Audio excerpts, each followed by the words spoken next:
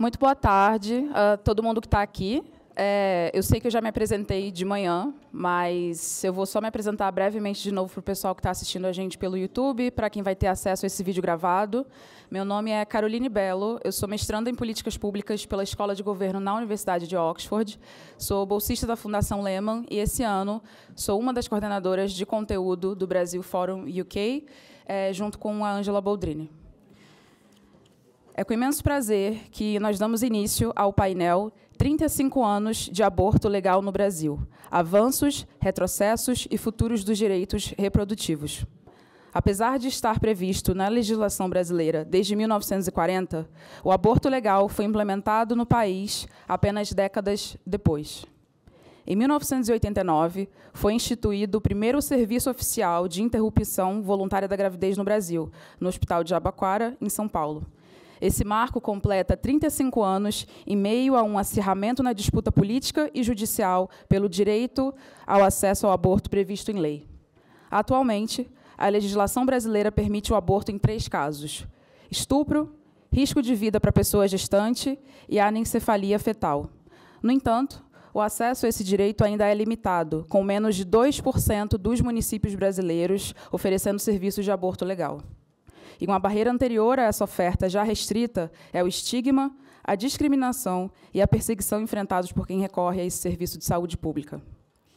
O Brasil Forum UK 2024 abre esse espaço de diálogo para discutirmos avanços e perspectivas para o futuro dos direitos reprodutivos no Brasil. Para tanto, contamos hoje com a presença de 3 convidados. A primeira é Helena Paro.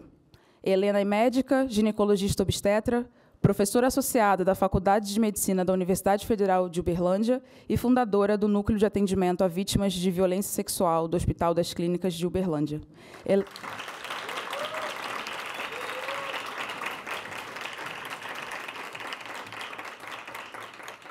Helena é membro da Global Doctors for Choice Brasil e vice-chair do Comitê da Federação Internacional de Ginecologistas e Obstetras pelo Aborto Seguro.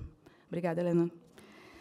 A próxima pessoa convidada é o Leonardo Morjan Brito Peçanha, que é pesquisador, doutorando em saúde coletiva pela Fundação Oswaldo Cruz, a Fiocruz, no Rio de Janeiro, e especialista em gênero e sexualidade pelo Instituto de Medicina Social da UFRJ. Atualmente, o Leonardo é conselheiro fiscal da Associação Brasileira de Estudos de Transhomocultura, além de ser um dos organizadores do livro Transmasculinidades Negras, Narrativas Plurais em Primeira Pessoa.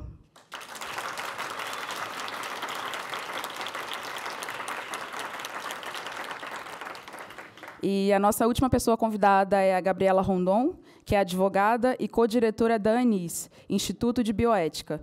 Ela é integrante da coordenação da Clínica Jurídica Cravinas, focada em direitos humanos e direitos sexuais e reprodutivos vinculados à Universidade de Brasília.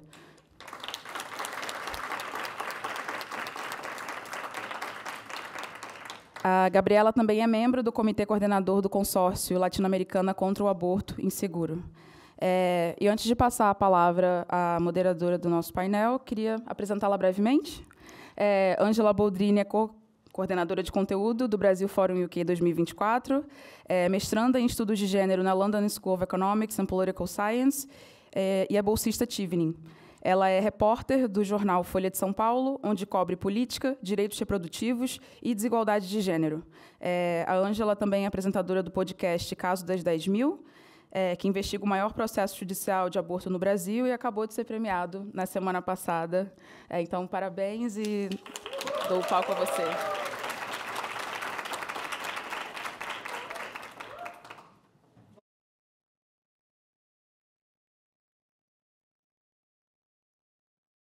Aqui com vocês. Obrigada por terem topado o convite de vir discutir os direitos reprodutivos aqui em Oxford com a gente. Eu queria começar esse painel, acho, de uma maneira que não poderia ser diferente, que é tratando do que todo mundo deve estar pensando quando a gente fala de aborto legal nesse momento, que são as tentativas que têm acontecido de restringir esse direito nos casos em que ele já é previsto em lei recentemente, seja por resoluções do Conselho Federal de Medicina, seja pelo PL que vem tramitando na Câmara dos Deputados. Eu queria pedir para vocês brevemente fazerem uma explicação nas suas áreas de experiência, que são o direito, a saúde pública e a medicina, de como vocês enxergam essa atual conjuntura e de que forma, o que ela significa para o aborto legal no Brasil. Acho que eu posso começar? Boa tarde a todas, a todos e a todes. Eu vou começar com a minha autodescrição. Eu sou uma mulher branca, de cabelos castanhos curtos, uso óculos, estou vestindo um macacão verde e no pescoço um lenço verde da campanha Nem Presa Nem Morta, Nenhuma Menos. Eu quero começar agradecendo imensamente a honra de estar aqui, compartilhando essa mesa, né, de debate com duas mulheres que eu já admiro há muito tempo e com um homem que eu passei a admirar há um dia, que foi exatamente quando a gente se conheceu. E aí também agradecer essa oportunidade da gente conhecer pessoas que lutam e que fazem a diferença na vida das meninas, mulheres e pessoas com capacidade de gestar no nosso país. Eu vou falar sobre o ponto de vista da saúde e também do ponto de vista de direitos humanos, né? Esse projeto de lei que vem numa esteira aí muito recente, primeiro começando com a tentativa do Conselho Federal de Medicina de criminalizar e proibir a indução da sistolia fetal, que é um procedimento médico recomendado e essencial para os abortos em tempos gestacionais mais avançados, e culmina agora com esse projeto de lei que tenta, além de criminalizar os médicos, os provedores, que são a indução de assistolia fetal é um ato médico recomendado não só pela Organização Mundial da Saúde, mas também pela Federação Internacional de Ginecologistas e Obstetras, mas também persegue as meninas, mulheres e pessoas com capacidade de gestar que precisam de um aborto induzido legalmente e com segurança no nosso país. Desde a resolução do Conselho Federal de Medicina, a gente tem visto uma confusão entre os próprios profissionais da área da saúde que não sabem mais como reagir às demandas das pessoas mais vulneráveis do nosso país, porque são as crianças e são as mulheres mais vulneráveis que estão distantes de municípios, né? A gente tem menos de 4% dos municípios que oferecem um serviço de aborto legal, e aí essa oferta, eu vou dizer que é muito menos do que 4%, porque no trabalho da Marina Jacobs, publicado em 2020 e 2021, que fala sobre esses 4%, ela considera um serviço que tenha feito pelo menos um aborto legal em um ano, ou seja, não são exatamente serviços ativos, né? E isso causou inclusive uma confusão e um medo, né? A perseguição não só das mulheres, mas também dos poucos profissionais de saúde que cumprem os seus deveres legais e os seus deveres éticos de zelar pelo bem-estar das pessoas que procuram um serviço de saúde. Pega o gancho aqui. Bom, boa tarde a todas, todos. Meu nome é Gabriela Rondon, já fui apresentada, vou me audiodescrever. Eu sou uma mulher branca, de cabelos ruivos, cacheados, estou com uma blusa preta. Também tenho um panhoelo no meu braço esquerdo e uma saia colorida aqui para lembrar o Brasil. Seguindo o gancho da Helena, para fazer o comentário sobre o famigerado projeto de lei, a gente dá esse pontapé na nossa conversa. Como eu sou uma advogada de formação, esperaria que o comentário viesse do campo do direito. E talvez a gente possa começar por aí. Tem um jeito simples de descrever esse PL, absolutamente inconstitucional. Mas a gente sabe, infelizmente, que essa análise curta não resolve a questão. E, inclusive, a gente sabe que quando os rumores do PL começaram a circular, a expectativa geral era qual? Que ele seria aprovado, com uma rapidez tão tremenda quanto foram os 23 segundos que o deputado Arthur Lira levou para declarar a urgência do PL aprovada na Câmara dos Deputados. E por que isso, na verdade, não foi para frente até agora, né? Por que nós estamos numa discussão já há algumas semanas bastante intensificada? Porque o movimento de mulheres agiu. Agiu para reenquadrar do que se estava falando, né? Agiu rápido, agiu rapidíssimo. Agiu na imprensa, agiu nas ruas, agiu nas redes sociais, com um chamado muito simples: criança não é mãe. E esse não era um enquadramento necessário para esse projeto de lei. Digo, inclusive aqueles que o propuseram não estavam pensando necessariamente que era aí que ia desembocar, né? Mas justamente qual foi o giro que o movimento de mulheres e os movimentos feministas fizeram? Tirar o tema do aborto dos absolutos morais e trazer para o concreto. O que significa quando você tem, seja uma resolução do CFM que proibia a cistolia, como a Helena começou a falar, seja um projeto de lei que vai delimitar um tempo gestacional máximo a que as mulheres, meninas e todas as pessoas possam acessar aquilo que já está previsto em lei. Isso vai afetar, como a Helena já falou, as mais vulneráveis. A gente sabe disso pelas estatísticas, a gente sabe disso porque a gente acompanha os serviços e a gente sabe qual é a realidade dos abortos que, infelizmente, precisam ser realizados nesse tempo gestacional. Idealmente, o que deve acontecer? O acesso deve ser precoce, o acesso deve ser próximo de onde estão as pessoas. Deve ser um acesso à saúde comunitário, deve ser um acesso à saúde, inclusive, potencialmente por telesaúde, que a gente pode discutir aqui um pouco mais, com acesso aos medicamentos, com acesso à informação. Tudo isso já está mais que consolidado nas evidências de saúde e a nossa política de saúde deveria já oferecer. Só não é realidade ainda, justamente por uma série de barreiras que se desenvolvem ainda mais com o estigma. E, infelizmente, é isso que faz com que gestações cheguem a tempos mais avançados e precisem ser interrompidas nesse momento. Mas é preciso lembrar que, inclusive, é isso. São as vítimas que são, por exemplo, as crianças. E não é absurdo, né, o que se fez na comunicação de redes sociais de dizer é isso? É 20 anos de cadeia de ameaça para as mulheres vulneráveis e para as crianças? E não era exatamente esse enquadramento que os propositores estavam esperando que ia prosperar, né? Porque justamente numa população em que, se você faz a pergunta simples, você é contra ou a favor do aborto, você tem recorrentemente os resultados de pesquisa de opinião reforçando que a população brasileira seria idealmente contra o aborto. Você tem agora as pesquisas de opinião da última semana perguntando a população brasileira é contra ou a favor desse PL? 2 em cada 3 brasileiros são contra o PL. O que aconteceu? Né? Qual foi a mudança drástica? E é justamente o que acho que a gente precisa desenvolver um pouco mais aqui nesse debate, é trazer para o concreto. Um dos grandes problemas que está no olho do furacão do aborto ser uma pauta tão contenciosa, uma pauta tão útil para a mobilização dos extremismos, especialmente uma extrema-direita, que utiliza de forma bastante articulada, inclusive dos sentimentos religiosos das pessoas, de maneira muitas vezes não genuína, é justamente o fato de a gente insistir, inclusive no campo progressista, que o aborto é uma pauta de costumes, uma pauta moral. O aborto não é uma pauta moral. O aborto é uma pauta de saúde, o aborto é uma pauta de vida ou morte de meninas, mulheres e outras pessoas. E a gente consegue descrever isso por distintos dados. Eu estava pensando, inclusive, a gente estava discutindo à mesa da manhã sobre educação.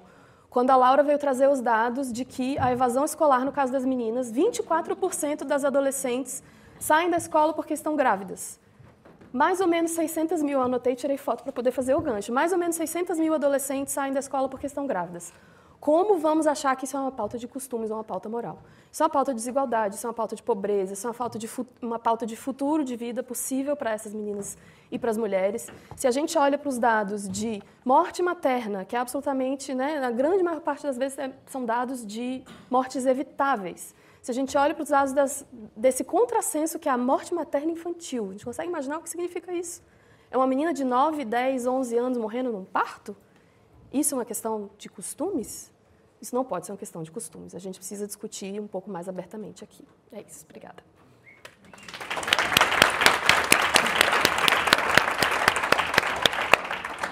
Bem, estão me ouvindo? Certinho? Boa tarde, quero agradecer o convite de poder estar aqui com vocês hoje, né? Fazer minha audiodescrição. Eu sou um homem negro, né? Barbudo, careca, que a calvície está chegando, né? Eu estou com um terno cor areia, com uma blusa branca por baixo, um óculos preto, de armação preta e um sapato marrom. Bom, acho que não por acaso eu quero iniciar falando de onde também eu venho. Eu sou doutorando da Fiocruz e o meu programa é um programa de pós-graduação em saúde da criança e da mulher. Nem falei isso com vocês, né? Saúde da criança e da mulher. E na saúde coletiva, né? Então, minha fala vai ser nessa perspectiva da saúde coletiva, pensando em aspectos sociais. Quem esse PL quer culpabilizar?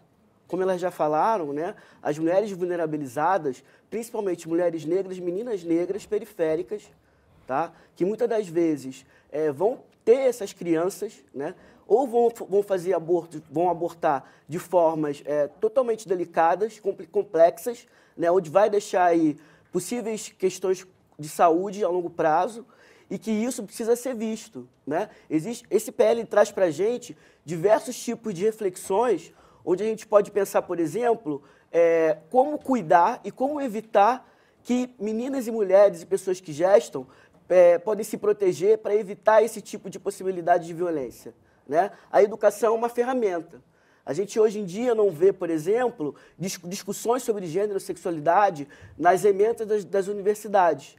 Muitas das vezes a gente vê falando sobre as questões das mulheres, mas não aprofunda. E quando aprofunda, vem uma moral e que tenta coibir esses tipos de assuntos, de temas dentro dessas disciplinas, né? A gente precisa atentar para o fato de que muitas dessas pessoas, né, tanto meninas negras, mulheres periféricas, crianças com variabilidade de gênero, né? A gente não pode deixar de esquecer que o estupro corretivo, ele acontece com mulheres lésbicas, meninas lésbicas, homens trans, pessoas transmasculinas, pessoas intersexo e não binárias. Pessoas que passam por uma leitura social de gênero, que não tem ali uma ideia binária, né? Essas pessoas perpassam por estupro corretivo. Esse debate também precisa passar por aí, né? A gente escutou um debate nas redes sociais de que falar sobre as pessoas LGBTs ou as pessoas transmasculinas nesse debate ele está atrapalhando. Mas então a gente vai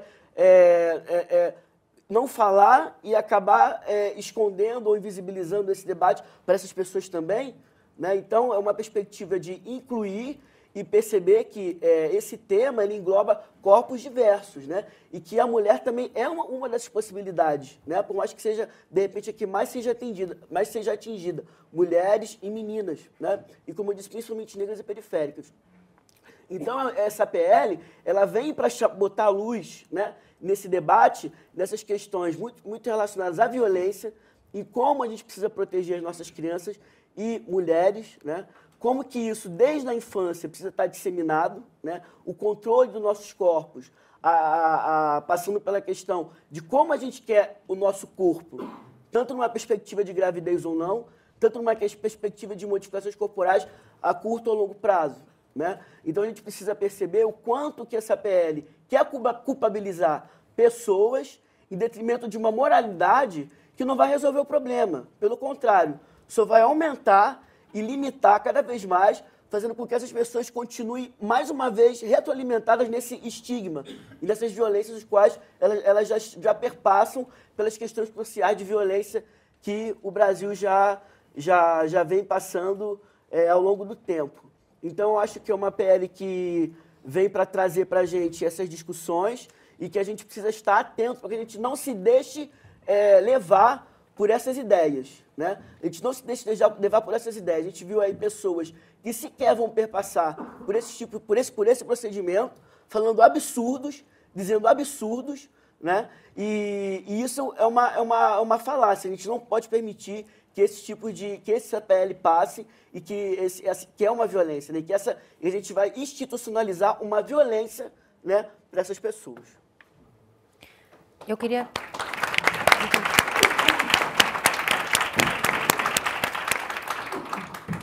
queria agora, na próxima pergunta, só dar um passo atrás, que é falar sobre acesso, a restrição do acesso que a gente já via mesmo antes de tentativas de mudar o que já existe na lei. O que existe na lei já não é acessível para a maior parte das meninas, mulheres e outras pessoas que gestam. Como a Helena estava falando, a gente tem esse dado de que menos de 4% dos municípios têm serviços de aborto legal. Nem sempre é fácil chegar nesses serviços. Eu cheguei a visitar o serviço da Helena e a gente viu que recebe-se pessoas do país todo, que às vezes viajam muitas horas para acessar isso. E também acaba sendo uma das motivações de ter uma interrupção da gravidez tardia. Então, eu queria trazer um pouco essa perspectiva de como a gente pode ampliar esse acesso, concretamente. O que falta, quais são os principais desafios e aí como a gente tenta mitigá-los. Eu vou tentar trazer essa resposta fazendo uma relação, inclusive, com o título desse painel, né? A gente tem 84 anos do Código Penal que estabeleceu que não se pune aborto quando praticado por médico em casos de estupro, em casos de risco à vida da pessoa gestante.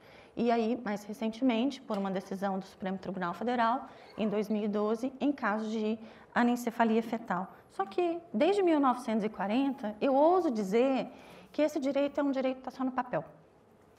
Nós somos um país com mais de 200 milhões de habitantes, dos quais 100 milhões, pelo menos, têm capacidade de engravidar e de necessitar de um aborto nesses 3 princípios legais. E aí vocês têm ideia de quantos procedimentos de aborto legal são realizados no Brasil por ano? 2.000. Então, vou fazer uma conta aqui, dados do Fórum Brasileiro de Segurança Pública e estimativas do IPEA contam que em 2022 a gente teve 822 mil estupros no nosso país. Contando aí 5% desses estupros, 75% entre crianças, né?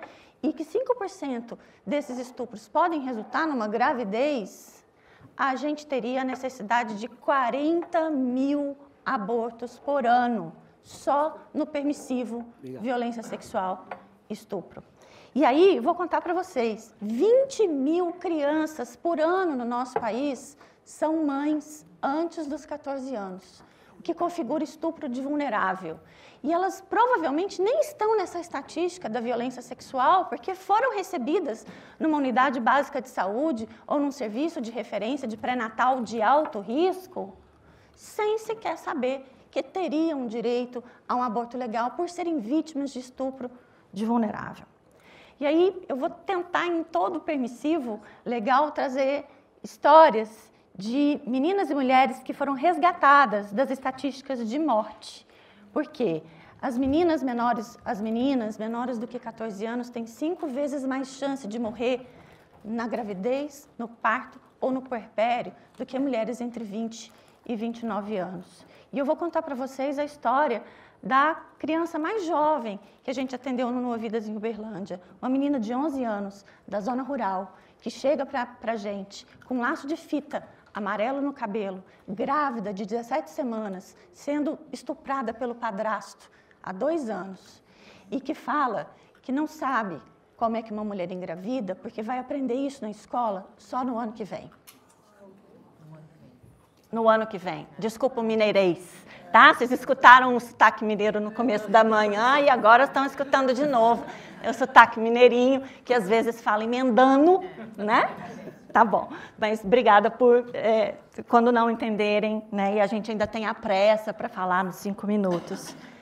No permissivo risco à vida, vocês sabem qual é a principal causa de morte materna? E aí eu vou falar materna porque é o nome do indicador de saúde que a gente tem, e a gente pode melhorar esse nome, que é a morte que acontece na gravidez, parto ou puerpério, que é 42 dias pós-parto. Vão falar hipertensão? Não. 30% das mortes maternas acontecem por causas obstétricas indiretas, ou seja, por doenças pré-existentes à gravidez e que pioraram o seu percurso ao longo da gravidez. E aí eu vou contar a história para vocês de uma mulher de 30 anos que vem do Rio de Janeiro, capital, para Uberlândia, Triângulo Mineiro. Por quê? Chegou no Rio de Janeiro com um diagnóstico de câncer de tireoide avançado, que não conseguiu ser retirado com a tireoidectomia, que é a retirada total da tireoide, e chegou nos seus exames pré-quimioterapia e radioterapia, que se exige um beta-HCG, que é o exame de diagnóstico de gravidez, e descobre uma gravidez e recebe do Hospital Oncológico, na capital do estado do Rio de Janeiro, agora a notícia de que ela só pode voltar daqui 9 meses depois que ela parir o filho. Isso é uma mulher que já tinha um filho e que optou por preservar a sua vida e cuidar do filho de 4 anos dela e que viaja de ônibus do Rio de Janeiro para Uberlândia porque ela não conseguiu acesso na capital do estado do Rio de Janeiro, né? Estamos falando de mulheres na capital do estado de São Paulo, em São Paulo, a maior capital do Brasil, que precisam de se deslocar para Uberlândia, para Salvador, para Recife, que são os únicos serviços que dão assistência e cumprem com o seu dever ético e legal de cuidar de uma gravidez, de cuidar de uma mulher que precisa de um aborto acima de 22 semanas. Vou convidá-los a ler o relato da Alessandra Tosi, ou Tosi, me desculpe, Alessandra, se eu não estou pronunciando o seu nome direito, uma cineasta que fez o relato dela no dia 19 de junho, no jornal O Globo.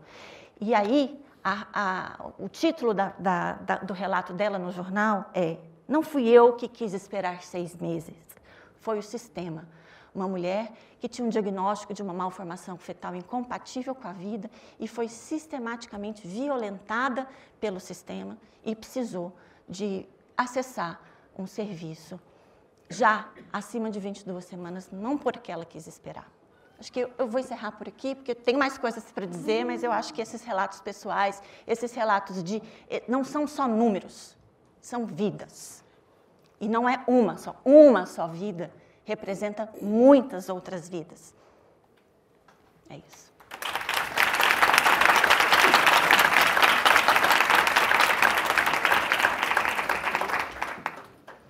É até difícil falar mas vamos lá, pegando o gancho.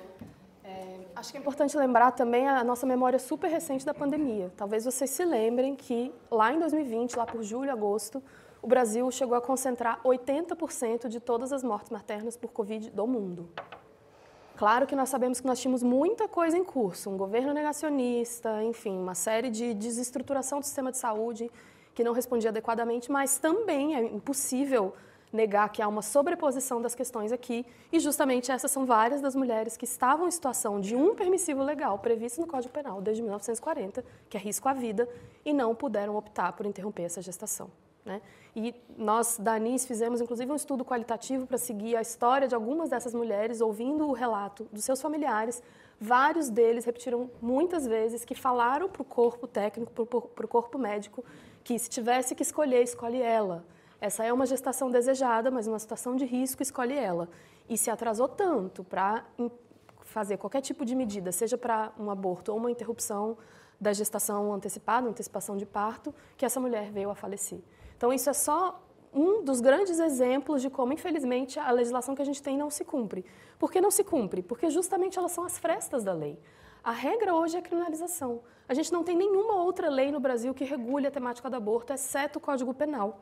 O que isso significa? Que a nossa entrada no tema é a punição. A nossa entrada no tema é o braço penal do Estado. E a única coisa que se diz é, exceto nessas duas situações aqui, mas essa terceira que o STF adicionou, nós vamos punir com cadeia quem faça um aborto ou quem auxilie. E não tem mais nenhuma regulação a respeito, né? Exceto as regulações de saúde, todas infralegais, etc. Então, isso tudo para dizer que talvez a gente precise fazer um outro tipo de conversa. Se o cenário atual não é suficiente nem mesmo para aqueles casos que já estão previstos em lei, o que está faltando? Talvez a gente precise falar abertamente, honestamente, sobre tirar o direito penal dessa conversa. Essa é necessariamente uma questão de saúde. E, inclusive, se a gente for pensar que o nosso objetivo como país, eventualmente, seria, inclusive, preservar a vida das pessoas que gestam, mas também fazer com que, eventualmente, mais nascimentos com vida ocorressem, ou seja, que os abortos fossem menos frequentes, a gente vê pela comparação com outros países do mundo que não é a lei penal que faz reduzir o número de aborto. A gente pode olhar isso pelos dados do Brasil, se a gente pega os dados, por exemplo, da Pesquisa Nacional do Aborto, que é feita desde 2010, e essa série, feita desde 2010, mostra uma consistência dos abortos inseguros feitos no país, uma consistência de mais ou menos 500 mil a cada ano. Helena falou de 2 mil no sistema oficial de saúde, 500 mil no sistema ilegal, inseguro. Né? E esse número não diminui ao longo do tempo. A gente olha, assim, em comparação, por exemplo, a América Latina é uma das regiões do mundo que concentra a maior parte das leis restritivas de aborto no mundo. Tem vários países, por exemplo, na América Central, que não permitem aborto em nenhuma situação, nem risco à vida da pessoa que gesta. E é, ao mesmo tempo, a região que concentra taxas mais altas de aborto em comparação com outras. Então, não é a lei penal que está reduzindo. E, ao mesmo tempo, a gente vê que em vários países onde se implementou leis mais progressistas, digamos assim, se descriminalizou o aborto, combinada com outras políticas de saúde reprodutiva, no médio, no longo prazo, eventualmente, até mesmo as taxas de aborto diminuem. E vocês podem até se perguntar, mas que contrassenso? Como assim você permite aborto e diminui a taxa de aborto? Porque, em geral, essas políticas elas não vêm dissociadas. É uma política de descriminalização acompanhada com um pacote de política de saúde reprodutiva que vai desde educação sexual, acesso a contraceptivos. Conseguir ouvir essas mulheres mulheres, meninas e todas as pessoas, desculpa, sem estigma, para poder entender, inclusive, por que ela precisou desse primeiro aborto e, eventualmente, cuidar dessa situação, seja violência, seja falta de acesso à informação, seja falta de acesso ao método que é mais adequado para ela, de planejamento familiar, e conseguir evitar que essa mesma mulher faça um segundo aborto. Ou evitar que outras mulheres parecidas com ela sequer precisem do primeiro aborto, porque você consegue informar melhor essa política de saúde, uma vez que a estratégia não seja de intimidar essas pessoas, essas mulheres, e seja, sim, de cuidar. Né? Você não vai conseguir, nem se a meta for diminuir o número de abortos, fazer isso agindo contra as mulheres e as pessoas que gestam. Só vai ser possível fazer isso com as mulheres e as pessoas que gestam. São elas que decidem, no fim das contas, seja qual for a lei penal, inclusive se colocando em um risco muito mais agravado que o risco de prisão, que é o risco de morrer numa tentativa insegura. Então, é tudo isso que a gente precisa organizar na conversa para entender como a gente, como país, pode lidar com esse tema de uma maneira um pouco mais responsável. Isso.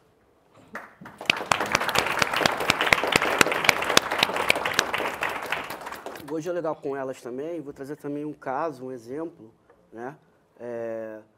Um homem trans, todo mundo entende?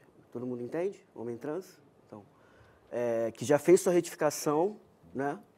De nome e gênero nos documentos e sofre um aborto. Eu fico pensando se ele vai ter acesso a esse aborto, né, no caso, ele querendo ter, sendo sido por estupro, o aborto legal, como que ele vai passar por esse procedimento, né? A gente entende que a sociedade, enquanto binária, ela entende que apenas as mulheres perpassam por esse tipo de procedimento. No caso, um homem trans, né, que venha a ser estuprado e for ser direcionado para fazer esse tipo de procedimento, ele já vai estar passando por todos os estigmas relacionados a uma transfobia institucional, uma transfobia social, né? Provavelmente vai ser lido como mulher, mesmo que seja um homem barbado, né? Barbado e tudo mais, vai ser lido como mulher e vai passar por todos esses estigmas. Estou falando de lacunas. Estou falando de como uma perspectiva binária pode trazer questões complexas para esse tipo de possibilidade, né? O pessoal colocou aí na mesa, né, um card que tem 2 QR Codes. Um QR Code, né, que tem esse desenho, é sobre um artigo que eu escrevi com a professora Jacqueline Gomes de Jesus e a Anne Monteiro, que é sobre transfeminismo das transmasculinidades, direitos sexuais e reprodutivos de homens trans brasileiros. Eu convido vocês a ler, né, porque traz um panorama das questões relacionadas a direitos reprodutivos e também aborto no contexto geral, relacionadas às corporeidades transmasculinas, intersexo e não binárias. Tá? Então, se vocês tiverem curiosidade, eu convido vocês a lerem. O QR Code que está do lado é do ambulatório que eu trabalho. Eu trabalho no ambulatório, eu sou profissional de educação física de formação e eu trabalho nesse ambulatório que faz parte no Hospital Piquet Carneiro, lá na Universidade Estadual do Rio de Janeiro, e lá a gente tem um ambulatório trans que trabalha uma equipe multidisciplinar. Dentro dessa equipe multidisciplinar eu estou lá. E por que eu estou trazendo isso? Porque o protocolo em saúde que rege hoje no Brasil a saúde da população trans, que é o processo transexualizador, que está para sofrer uma reatualização, ele vai perpassar também por uma ideia de castração química, onde, por exemplo, as pessoas trans, elas não vão poder, por exemplo, gerar seus filhos, homens trans gerar seus filhos, fazerem famílias trans, né? E como se fosse uma interrupção, como se fosse uma cópia de uma corporeidade cis. E a gente já entende que os corpos trans são plurais e as pessoas hoje em dia nem vão acessar, por exemplo, reposição hormonal, por exemplo. E o que isso tem a ver com o aborto? Tem a ver que, se essas pessoas não têm amparo na própria saúde trans que rege esse cuidado para as pessoas trans, quiçá, se essa pessoa trans, se essa pessoa transmasculina, se essa pessoa não binária, intersexo, precisar passar por um aborto legal, como que isso vai ser? Né? E aqui eu não estou querendo trazer uma ideia de ranking de violência, mas dizer que essas corporeidades perpassam por questões que também têm a ver com esse assunto. Essa temática precisa ser incorporada, né, dentro de todas as possibilidades corporais de pessoas que possam passar por esse procedimento. Né? Então, a minha fala aqui é muito nesse sentido de incluir esse debate e fazer com que a gente possa ampliar o olhar e dizer que os corpos que gestam, os corpos com vulva, né, e as pessoas que menstruam, por exemplo, são as pessoas que perpassam por esse tipo, que podem perpassar por esse tipo de procedimento. né? E isso a gente não pode esquecer. A gente muitas vezes esquece, como eu falei anteriormente, que assim como as mulheres lésbicas, né, mulheres cisgêneras lésbicas, homens trans perpassam por estupro corretivo. A gente tem casos, chega pra gente casos de homens trans que são estuprados e isso é escondido, isso é invisibilizado. A ANTRA, que é a Associação Nacional de Travestis e Transsexuais, que faz a pesquisa anualmente sobre as violências da população trans do Brasil, né, traz esses dados.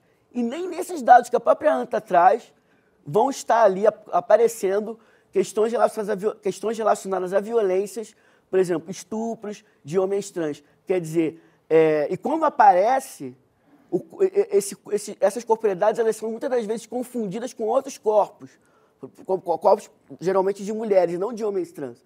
Então, assim, eu estou querendo dizer que existe uma invisibilização e que se a gente não falar nesse debate sobre a perspectiva das transmasculinidades, pessoas intersexo e não binárias, a gente vai estar também colocando essas pessoas de novo nessa invisibilização. E quando a política pública chegar, não vai chegar para essas pessoas também. Então, o que a gente quer é que esse debate se fique amplo, né?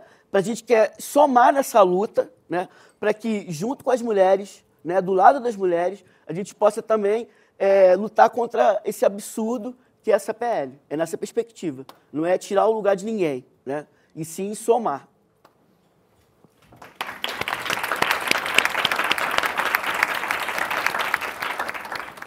Gente, eu poderia aqui fazer mais 500 perguntas, mas eu queria abrir para a plateia para ver se tem questões. Giovana, você está com o microfone? Vamos começar aqui com a Juliana. Ah, desculpa. Giovana. Sim. Oi, gente, eu me chamo Lívia, eu faço mestrado em Gênero e Desenvolvimento na London School of Economics, com o Steven também. Primeiro, uma consideração assim, na verdade, primeiro eu queria super agradecer as apresentações, fabuloso, muito importante mesmo a gente discutir isso nesse espaço, nesse momento. Primeiro, uma consideração assim que ficou muito na minha cabeça nas últimas semanas, que acho que esse projeto de lei especificamente trouxe para a gente pensar, acho que é um pouco o lugar da família, no sentido de como essa discussão trouxe para a gente também talvez uma quebra de expectativa da família como esse lugar harmonioso quando a gente olha nos dados de violência que tem os padrastos, os tios, os pais, os avós cometendo essas violências. Então, acho que marca um lugar também, mesmo do debate público, muito importante para a gente pensar qual é o papel da família, como essas violências se perpetuam ali dentro. E, enfim, me saltou aos olhos e achei que foi uma condição muito interessante como a gente vem discutindo isso publicamente. Mas a minha pergunta é em relação ao acesso. Então, a gente discutiu o acesso hoje de diferentes formas, né, de diferentes barreiras. A gente pensou no acesso em termos geográficos, de onde estão esses centros onde o aborto legal pode ser realizado, enfim, problemas burocráticos no acesso ao aborto, outros impeditivos, por exemplo, de respeito ao nome social, e, enfim, discutimos em diferentes frentes. E eu fico pensando sobre o futuro. A gente conversou já sobre retrocesso e sobre avanço, pensando no futuro. E pensando no acesso especificamente, o que vocês avaliam que são quais seriam as melhores soluções, digamos, as melhores práticas para a gente fazer a democratização do acesso? E aí eu penso o acesso melhor compreendido até no espaço geográfico, assim. Então, a gente está falando que tem pouquíssimos serviços no país que realizam o procedimento. É via telemedicina? É melhorando a regulação dos medicamentos abortivos no país? Existem outras boas práticas que a gente pode olhar? Acho que nesse exercício que outras companheiras comentaram aqui também hoje, da gente pensar em futuros caminhos, sonhos, gostaria de ouvir a opinião de vocês. Obrigada. Vamos pegar três perguntinhas e a gente responde em bloco também? Vamos... Natasha, vamos só passar aqui que ela tinha levantado a mão primeiro.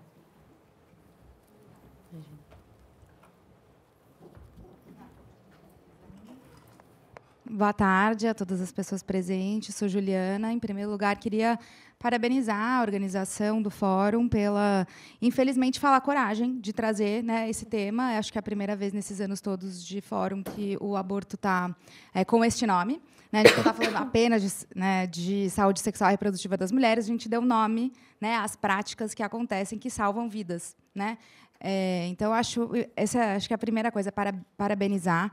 A outra é agradecer também para a Gabi, Helena e Leonardo pela disponibilidade de vocês de colocarem seus rostos, né, seus corpos também à disposição dessa conversa, que é uma conversa muito difícil. Eu fico particularmente muito mexida com o tema, assim, acho um tema muito difícil da gente, quando vocês trazem os casos qualitativos, específicos, assim, e imagino a dificuldade e até... o sentimento de não estar seguro, da pessoa não estar segura quando você está na linha de frente, como vocês estão, e a Ângela também, né, faz com o seu trabalho jornalístico muita linha de frente também. Eu queria fazer um pouco da pergunta da ordem prática do dia a dia, da defesa, vamos dizer. Claro, o tema está agora em voga, infelizmente, por causa deste projeto de lei específico, que, enfim, sem palavras para falar, né, para descrevê-lo especificamente. É muito triste que o PL tenha sido usado não só... E é uma coisa que eu gostaria que vocês comentassem. Né? A professora Débora Diniz comentou muito sobre isso. Assim, ele não é um PL que é para versar apenas sobre a vida das mulheres e das pessoas que gestam, e das crianças, e das meninas, especificamente. Né? Ele tem toda uma agenda política por trás. E eu acho que isso é muito triste, que isso seja a agenda política de objeto de troca. Mas, desculpa me estender, na verdade, mas a minha pergunta era para vocês que estão na linha de frente. Quais, no limite do que vocês puderem nos falar, claro, assim, mas as estratégias específicas de se proteger, de proteger umas às outras, nesta linha de frente, seja na profissão, seja na medicina, seja na pesquisa, seja no jornalismo, seja, né, se você quiser comentar também, Angela, seja nas campanhas. E a outra, um pouco de como a gente consegue mobilizar as pessoas que normalmente não estão nessa linha de frente ou não se sentem à vontade de falar. E aí eu queria fazer um parênteses rapidíssimo, só para terminar essa fala, que eu vi muitos poucos homens se manifestando sobre o tema, apesar de, na intimidade ou em grupos menores, falarem, olha, não, é um absurdo. Né? Mas as vozes que se colocaram, em geral, elas são vozes femininas, né? ou de pessoas que estão mais ali de frente. Então, queria que vocês comentassem isso. Obrigada. Ana Márcia.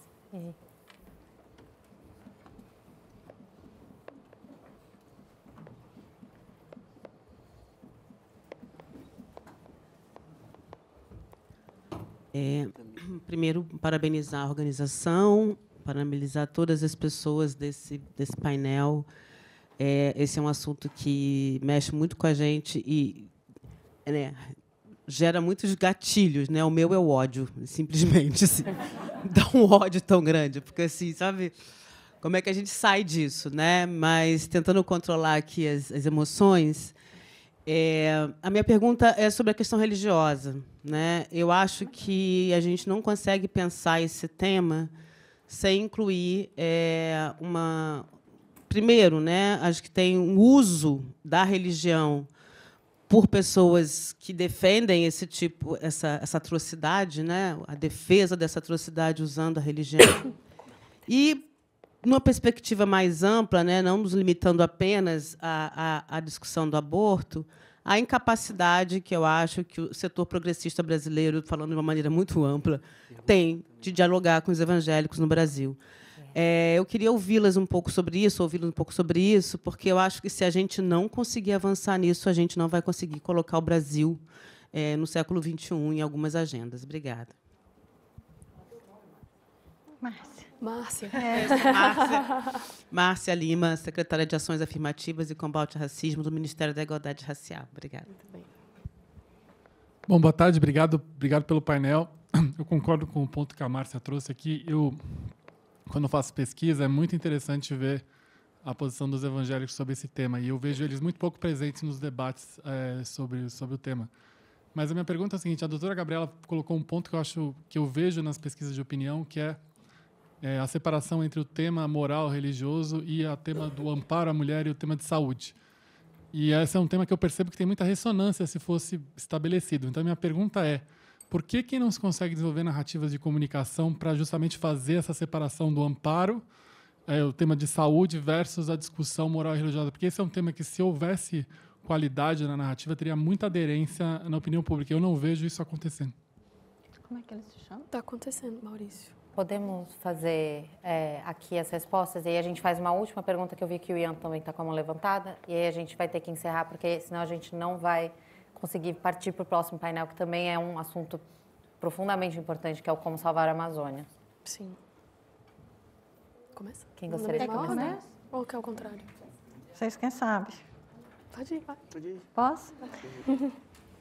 Mas eu não sei, talvez a gente não precise de todo mundo responder todas as perguntas, né? Pode ser? Sim.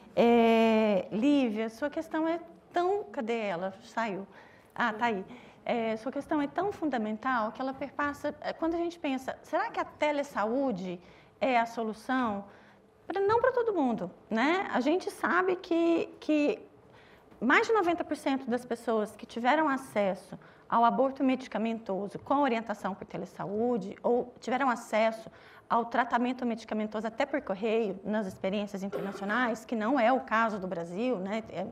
A telesaúde nossa é o acompanhamento do tratamento em casa, mas com um primeiro atendimento presencial para dispensação hospitalar da medicação, porque o misoprostol está restrito ao uso aos hospitais por uma norma da Anvisa, uma portaria de 1998, que ainda não foi atualizada, mas o tratamento medicamentoso, o acesso a essa tecnologia barata em saúde, seja com o misoprostol, seja com a mifepristona, que também não está disponível no Brasil, por falta de interesse, né, da indústria farmacêutica no mercado brasileiro, é uma saída. Inclusive, a gente nem precisa de colocar, não estamos nem falando de colocar os medicamentos disponíveis para vender na farmácia com retenção de receita, mas que estejam disponíveis nas unidades básicas de saúde ou na unidade de saúde da família, que é onde está mais de 95% das pessoas em idade fértil, que têm capacidade de gestar e que podem precisar de um aborto nos casos permitidos por lei. Então, não é só a telesaúde, porque a gente também... A tecnologia não está na mão de todas as pessoas no nosso país, né? No Brasil. Eu vou só comentar, porque acho que a questão da proteção vai ficar com a Gabriela, porque eu me recorro à justiça. Eu me recorro, acho que todos os profissionais de saúde que lidam com o aborto previsto em lei acreditam na justiça brasileira e que o sistema judiciário funciona, né? Então, vou pedir para a Gabriela responder, mas eu tenho um nome para dar para o PL. Cruel, o adjetivo, na verdade, para dar para o PL. É cruel com as pessoas, com os profissionais de saúde, com os médicos, mas, sobretudo, com as meninas, mulheres e pessoas com capacidade de gestar. É uma agenda política, mas deveria ser uma agenda da saúde. E não sou eu que estou dizendo isso. A Organização Mundial da Saúde coloca que aborto é cuidado em saúde e que não deveria estar em nenhum texto de leis penais, e sim nas leis da saúde. E que enquanto os países membros da Organização das Nações Unidas ainda não tiverem reformado as suas leis, que essas leis sejam interpretadas à luz dos direitos humanos. E aí eu só vou colocar uma questão. 1940, Gabriela pode me corrigir, nem existiam direitos humanos, né? Então, concordo com você, Maurício. É uma questão de saúde, né? E não é uma questão de religião, porque não é uma pauta... Porque todas as mulheres que professam todas as religiões do Brasil, as mulheres católicas, as mulheres evangélicas, as mulheres espíritas, as mulheres da Umbanda, as mulheres que abortam no Brasil, legal ou clandestinamente, são mulheres que professam todas as religiões do nosso país. É isso. Pega o gancho? Sim. Eu terminei. A colega já levantou a plaquinha de 1 minuto. Eu prefiro seguir o ministro Barroso e dizer que eu tenho que falar menos do que... Por favor. Giovana, cadê o microfone?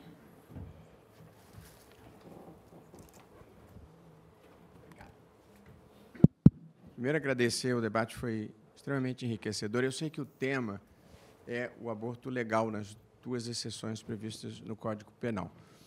Mas nós temos uma discussão mais ampla, que é o aborto de uma maneira geral.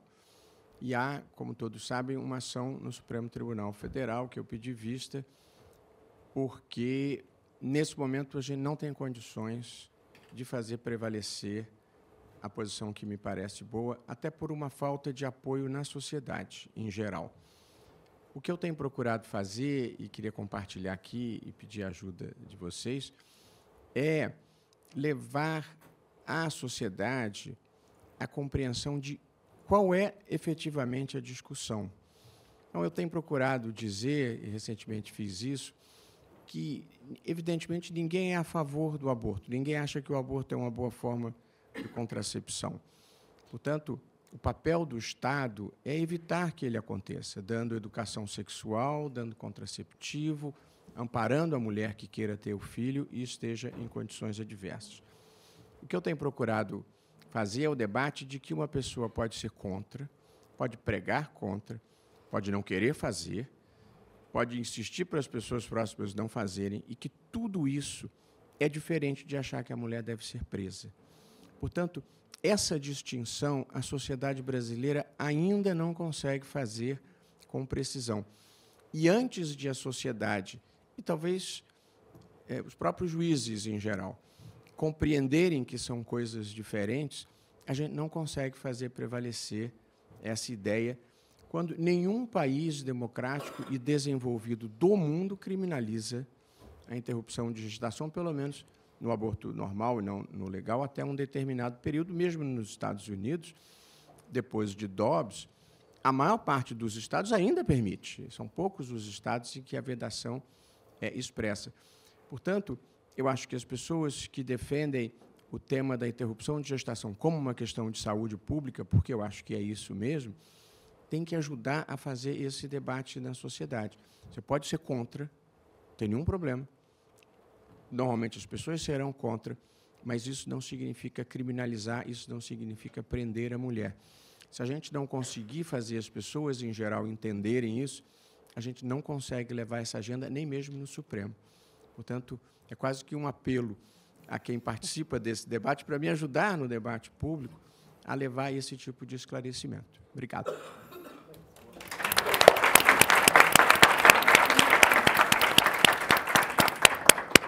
Agora que o ministro falou, eu queria passar para a Gabriela, já que estamos no campo jurídico, para comentar e responder Obrigada, as outras ministro, perguntas. pelo seu comentário. Acredito que estamos bastante alinhados, na verdade, porque acho que parte do que o ministro falou ajuda a responder, inclusive, a pergunta do Maurício ou da Márcia, né, de como a gente faz esse debate, inclusive com o campo que tradicionalmente é o campo que se coloca refratário. E é exatamente isso, é descer para o concreto. A discussão sobre aborto ela não é abstrata, ela é concretíssima. E quando a gente desce para o concreto, a gente consegue fazer perguntas diferentes. Porque a pergunta, como o ministro falou, você é contra ou a favor do aborto, é muito diferente de perguntar você é contra ou a favor que a mulher vá para a cadeia. E as poucas pesquisas de opinião que já são feitas com essa segunda pergunta já têm encontrado resultados muito diferentes. Porque a pergunta em abstrato vai apelar a hegemonias morais, hegemonias religiosas, a pessoa nem está, de fato, calculando uma consequência, seja dessa proibição do aborto ou do que ela está dizendo, né? Agora, quando você desce para o concreto, essa mobilização desse PL, você vai falar, criança não é mãe, você vai falar concretamente, é uma menininha de 10 anos correndo risco de vida, muda toda a conversa, né? Então, de fato, a gente precisa, inclusive do nosso campo, digamos, progressista em geral, parar de falar que aborto é uma questão de costumes. Não é uma questão de costumes, porque se a gente insiste que é uma questão de costumes, a gente cristaliza essa discussão, seja do contra ou a favor, ou dessas visões privadas sobre o tema. O tema não é privado, o tema é público se a gente está discutindo políticas públicas. É privado na dimensão de cada um da sua fé. Mas a gente está falando de políticas públicas, ele é necessariamente público, e a gente precisa fazer, inclusive, a pergunta, o que significa quem se diz pró-vida? Pró-vida significa o quê em termos de política? Se a gente pergunta, em geral, os grupos políticos ou as lideranças políticas que se dizem pró-vida estão defendendo o quê? Se a gente vai olhar no miúdo, em geral, é só criminalização. É só ameaça, vulnerabilização, maltrato e morte de mulheres, meninas e pessoas que gestam. Não tem, de fato, políticas protetivas, políticas para a infância, políticas para um cuidado mais efetivo, divisão de cuidado entre gêneros. Não tem. Então, a gente precisa fazer as próximas perguntas. Se a gente cristaliza que é costumes, a pauta fica declaratória, sou pró-vida. E a gente termina a conversa aí. Não termina aí. A gente tem que fazer as próximas perguntas. Né? Acho que é um pouco isso. Eu acho que eu queria aproveitar a colocação do ministro Barroso junto com a da Juliana e colocar assim, nós estamos aqui, né? Nossos corpos estão aqui à disposição, inclusive para esclarecer, para qualificar o debate, né? E eu concordo muito com a Gabriela quando a gente traz a questão do concreto. 1 a cada 7 mulheres aqui, quantas mulheres somos? Até os 39 anos vai realizar pelo menos um aborto clandestino, né? No nosso país. Então, a gente tem muitas histórias para contar, né? E muitas vezes chegam mulheres que estão em sofrimento por questões da religião e que veem no aborto, e aí eu vou falar do legal, porque é a única experiência que eu tenho, né, como uma única saída para a sobrevivência, né? Então, acho que é importante a gente colocar rosto, nome, né, para essas histórias, né? Estamos aqui e vamos continuar porque a gente acredita muito. E talvez não seja um tema em que a gente vai precisar de ter a maioria da sociedade, né? Porque a gente precisa, inclusive, de defender os direitos. Eu não vou nem falar da minoria, porque somos metade, né? Metade da população brasileira tem possibilidade de ter uma gravidez que dá risco para a sua própria vida, ou uma gravidez que é decorrente de estupro, ou uma gravidez indesejada. Quando a gente vai falar sobre a DPF 442, que tenta legalizar o aborto até a 12ª semana no nosso país, né? Uma discussão que nós já temos um atraso histórico, né? E a gente estava ouvindo as questões históricas aí, aqui hoje de manhã, como nós estamos atrás, né? Em muitas questões, e a cada dia que passa, mais mulheres morrem, né? Talvez a gente não possa esperar. Né? Talvez não, as mulheres não podem esperar. Eu acho que essa é uma questão que se coloca, que se faz muito importante para nós.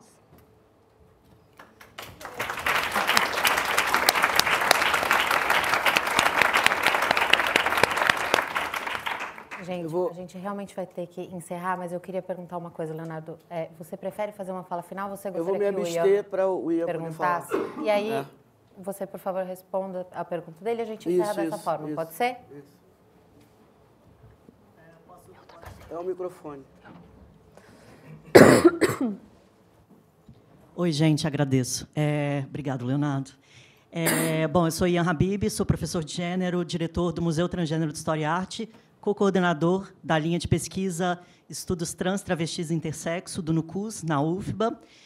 Eu queria trazer uma questão que é uma ampliação do debate de aborto legal e que também tem a ver com direitos reprodutivos, que é algumas questões judiciais, inclusive, que acontecem antes, né, das violências sexuais e que também envolvem o direito reprodutivo do grupo que eu chamo de HTTMNBI, que é homens trans, pessoas transmasculinas, não binárias e intersexo. Sim, pessoas intersexo também podem precisar do aborto e também dos direitos reprodutivos. E queria trazer também algumas questões que a gente tem de dificuldade jurídica, que é, primeiro, impossibilidade ou dificuldade de utilização da Maria da Penha. Uma pessoa que tem sofrido violência doméstica, por exemplo, desse grupo que eu mencionei, ela não consegue utilizar a Lei Maria da Penha, porque o texto legal fala em mulheres, né? Ou pessoas aí as pessoas que gestam não estariam inclusas. Então, quer dizer, se eu hoje sofrer uma violência doméstica, inclusive sexual, eu não consigo usar a Maria da Penha. A segunda questão que eu queria trazer é uma das minhas alunas, que é uma enfermeira obstetra de Santa Catarina, um dia me trouxe 2 casos de homens trans em situação de rua que precisaram utilizar a maternidade para parir. Eles não conseguiram, eles pariram na rua. Então, eu queria trazer também que, bom, os serviços de maternidade também não estão atendendo essas pessoas. A terceira coisa que eu queria trazer também, para a gente pensar no futuro, né, dos direitos feministas, reprodutivos no Brasil, é a questão que tem algumas outras, que seria a negativa de atendimento, né, em lugares especializados para atendimento de mulheres. Então, essas pessoas não estão sendo atendidas nesses lugares, então elas sequer conseguem chegar até esses lugares para receberem atendimento ginecológico, violência obstétrica e reprodutiva. Então, quer dizer, essa pessoa ela não consegue sequer fazer um exame, um Papanicolau. E, por último, o roubo, o furto de materiais biológicos tem sido denunciado. O Museu Transgênero de História e Arte acabou de musealizar uma história de um roubo de um material biológico que foi advindo de uma mastectomia. Então, quer dizer, são inúmeros direitos reprodutivos que estão sendo apagados, né, dessa população. A gente precisa falar não só de invisibilidade, mas de uma mudança epistêmica no sujeito do feminismo no Brasil hoje. Mulheres e todas as pessoas que gestam seria uma ótima possibilidade, mas isso precisa mudar no texto legal também. Porque, se não está no texto legal, as pessoas que já não estão sendo atendidas pela Maria da Penha nos centros que atendem mulheres, sequer vão atender homens transgêneros. Imagina uma pessoa que chega com barba no centro, não vai ser atendido. Então, os textos legais eles precisam mudar. Não sei se vai dar tempo de vocês falarem, mas seria a pergunta de como a gente pode se unir para construir um futuro feminista para todos os sujeitos feministas, todos os sujeitos, né? Não só mulheres. Obrigado.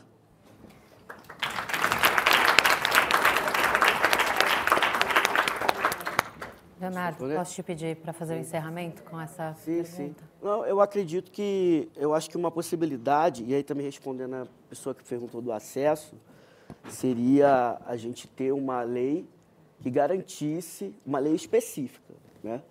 Porque eu acho que, minha opinião, eu acredito que as nossas demandas, elas perpassam também por outros lugares. Eu acho que, no primeiro momento, a gente deve estar, sim, do lado das mulheres, né, e das meninas, mas eu acredito que a gente precisa de uma lei específica que garanta as nossas demandas, porque elas são específicas, sabe? A lei de identidade de gênero no Brasil não precisa rolar, ela precisa acontecer. E dentro dessa lei precisa estar lá, né, as questões relacionadas à Lei Maria da Penha, dentro dessa lei de identidade de gênero, precisa estar lá relacionadas às questões relacionadas de aborto, direitos sexuais e reprodutivos, de violência para proteger as pessoas trans, no caso, pessoas trans masculinas, homens trans. E isso, no Brasil, infelizmente, é algo que a gente vai ver a muito longo prazo, porque a gente tem um Brasil totalmente contra e que perpassa por questões de moral, que não percebe que a nossa corporeidade ela também é importante para a cultura, enfim, para tudo na sociedade, né? Então, tudo que tem relação com as corporeidades transmasculinas vão perpassar, sim, por uma invisibilização, porque tudo que acontece está relacionado a essa invisibilização, e não invisibilidade, mas invisibilização, que é naturalizada, né? Por conta desse cissexismo, né? Que é essa ideia única de apenas um tipo de corpo, no caso, o corpo de pessoas que não são trans, né, e sim de pessoas que são cisgêneras, pessoas cis, né, tudo vai estar atrelado a esse universo. Então, a gente precisa, como dizem Dianara Siqueira, né, desbinarizar, né, para poder tentar colocar, né, nossas pautas também dentro dessas perspectivas, né? Por isso que eu falei que o artigo que a gente escreveu é Transfeminismo das Transmasculinidades, porque é através que é o feminismo das pessoas trans, né? Então, através do transfeminismo, a gente pode estar junto, como eu falei no início, junto, para poder minimizar, né, esses casos que o Ian trouxe, né? A gente passa, assim, por tudo isso que ele falou. Os caras estão morrendo de câncer de colo de útero. Já chega para a gente doente. Já chega para a gente num lugar, assim, de, sabe, a doença avançada, porque não conseguiu ser atendido em lugar nenhum. Então, eu acho que o primeiro momento, sim, seria esse, mas a gente precisaria, sim, de uma legislação que garantisse esses direitos. E não lacunas, como a gente vê por aí, né? Claro que corrobora com a gente a homotransfobia hoje é um crime, né, equiparado às leis de racismo, mas é uma brecha, né? É uma brecha. E não é uma lei, né, definitivamente que garanta os direitos específicos, né? Perfeito. Muito obrigada, Leonardo. Gostaria de agradecer todos os painelistas e encerrar esse painel, que foi uma discussão tão produtiva. Obrigada. Obrigada.